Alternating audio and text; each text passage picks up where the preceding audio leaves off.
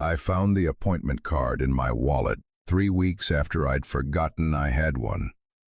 White cardstock, slightly yellowed at the edges, with an address I didn't recognize, and a time that had already passed.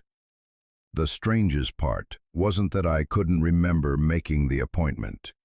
It was that my handwriting was on it, confirming the date in blue ink that matched the pen in my pocket.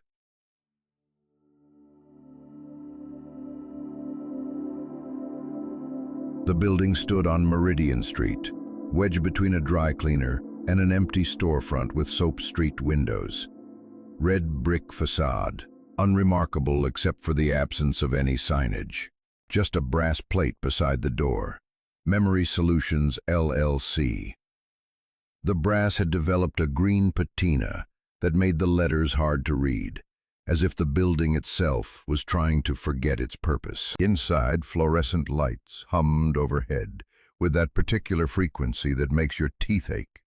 The waiting room smelled of industrial disinfectant and something else, something organic and slightly sweet, like flowers left too long in stagnant water.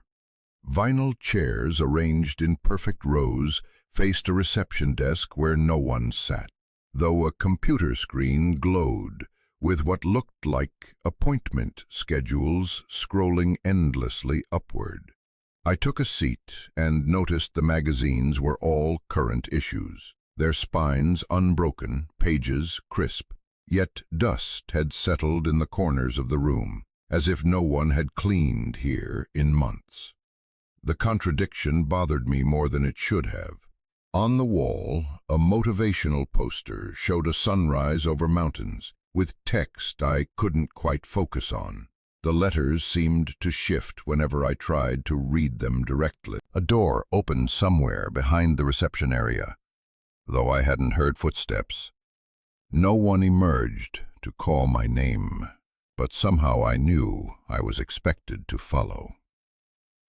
The corridor beyond stretched longer than the building's exterior had suggested, lined with doors bearing no numbers or nameplate, just small windows of frosted glass that revealed nothing of what lay beyond. My footsteps echoed strangely here, as if the sound was being absorbed by the walls and then reflected back seconds later. The carpet beneath my feet was that institutional blue-gray that exists nowhere in nature, worn thin in a path down the center that suggested countless others had walked this same route. Ceiling tiles sagged slightly, water stains forming abstract patterns that almost resembled faces when caught in peripheral vision. The last door stood ajar. Inside, medical equipment I didn't recognize surrounded a reclining chair that looked more like a dentist's seat crossed with an electric chair. Cables snaked across the floor, connecting devices whose purposes I could only guess at. The room's single window had been painted black from the inside, blocking any view of the street below. On a metal tray beside the chair lay items I recognized as my own. My college class ring, a photo of my sister from her wedding, my father's watch that had stopped working the day he died.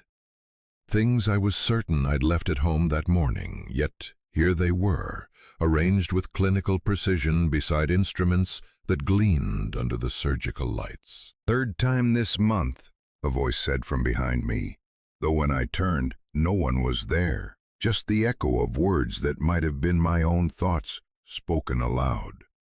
The appointment card in my hand felt heavier now, and when I looked at it again, I noticed other dates written in the margins, dozens of them stretching back months, all in handwriting that was unmistakably mine, yet somehow unfamiliar.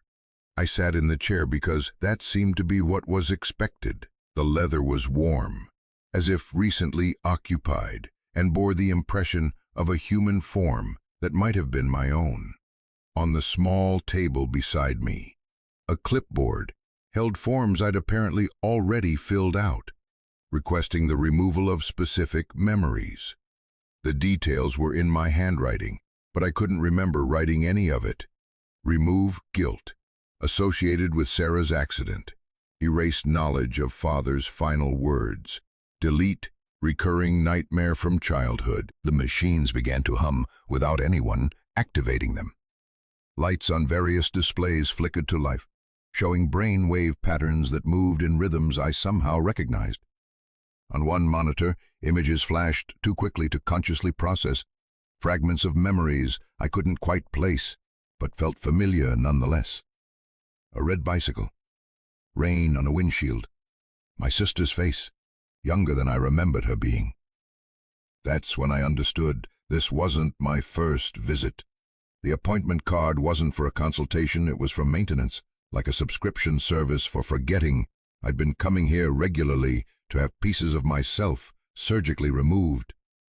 The guilt, the pain, the weight of experiences too heavy to carry, I'd been paying to forget them all, one session at a time. But memory is persistent. Like water finding cracks in concrete, the things we try to forget have a way of seeping back. Each erasure had been incomplete, leaving behind emotional residue, the feeling of loss without knowing what was lost, guilt without remembering its source, grief disconnected from its cause. I'd been living in the emotional aftermath of memories I'd paid to forget. The equipment waited patiently for my decision. I could proceed with today's session, let them take whatever I'd come here to lose. Or I could walk away and carry the full weight of being human. The joy and the pain, the love and the loss, all of it tangled together in the messy reality of an unedited life. I left the appointment card on the metal tray beside my father's watch and walked back down that impossible corridor. The building's front door opened onto a street I didn't recognize. Not Meridian, not anywhere I'd been before. When I turned to look back, the brass nameplate had already begun to tarnish further, the letters fading until they were barely visible against the oxidized surface. The appointment cards in my wallet had multiplied, dozens of them now, each bearing a different date, a different time, all leading back to the same address that I somehow knew I'd never be able to find again. Not unless I needed to forget something new, something too painful to carry. The cards would guide me back when I was ready to give up another piece of myself. I drive different routes home now, avoiding streets that might lead back to that building. But sometimes, in moments of particular pain or overwhelming guilt, I feel the weight of those appointment cards in my wallet. The temptation to forget grows stronger with each sleepless night, each morning when I wake with the weight of memories I can barely carry. The irony isn't lost on me. I now remember that I chose to forget, but I can't remember what I forgot. Somewhere in the blank spaces of my mind lie the reasons I sought erasure in the first place. The cure had become part of the disease, leaving me in a liminal state between remembering and forgetting, between the pain of truth and the emptiness of edited reality. Memory, I've learned, is not just about the past. It's about who we choose to be in the present. Every scar, every regret, every moment of joy or sorrow is woven into the fabric of our identity. Remove enough threads, and the whole tapestry begins to unravel. We are the sum of our experiences, even the ones that hurt us, especially the ones that hurt us. If you're wondering what's real, maybe you should sign up for the channel's newsletter for new stories.